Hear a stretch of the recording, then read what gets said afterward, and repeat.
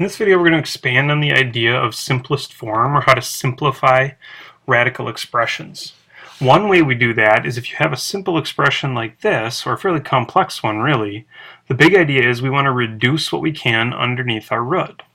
So since we've got four different things, a number, an x, a y, and a z, all underneath this root, the first thing I would probably do is break this up so we can consider each part separately. So the fifth root of 64, the fifth root of x to the 10th, the fifth root of y to the 7th, and finally the fifth root of z to the 3rd. Now, realize that we're going to be looking for groupings of 5. So if we're doing a fifth root, again, that tells us to look for groupings of 5.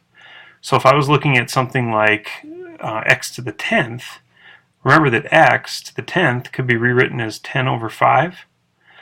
Because there are two groupings. 5 goes into 10 twice. There are two complete groupings of 5 in that x to the 10th. That reduces down to being just x squared. Now, the y to the 7th, realize that, yeah, 5 goes into 7 one full time, but you're also left with two extras. So we have one full y to the first power, but there's also a y to the 2/5 left behind. And the same thing goes for z to the 3/5. Well, 5 doesn't go into 3 at all, so actually all three of those are going to be left behind. So when we consider our final answer, we're going to have a fifth root with some things left behind, such as a y squared and a z to the 3rd still left underneath the root, whereas your x squared and this full y can be taken outside.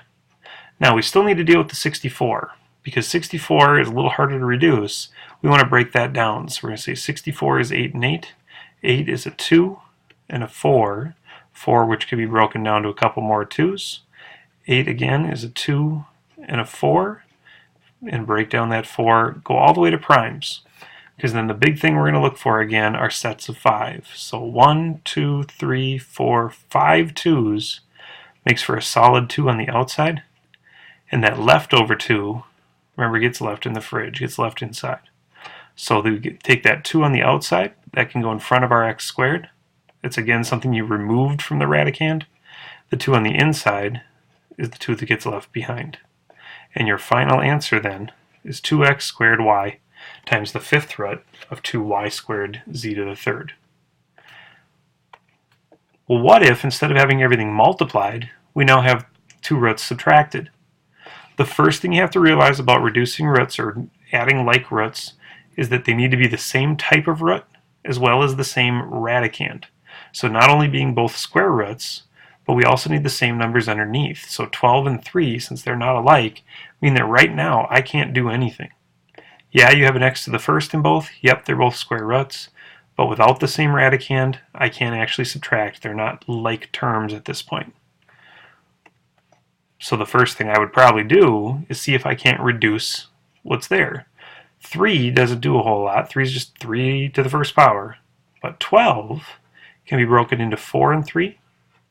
4 being a 2 and a 2. And remember, for square roots, if you can find a pair of numbers, such as these 2's, we could move that 2 to the outside. There's already an x out there, leaving behind the 3 underneath. And now if we carry down our other expression, x root 3, you have 2x root 3's minus 1x root 3, and 2 minus 1. Remember, if they're all like roots, then all we're really going to look at are the coefficients. 2 minus 1 is 1 x root 3, or the final answer, again, we don't normally write that 1, so x root 3 would be your final expression. Let's try that same idea with the two expressions here. Take a second to think about, number 1, how could you break down the parts? And then number 2, if you get like roots, how do you add them together?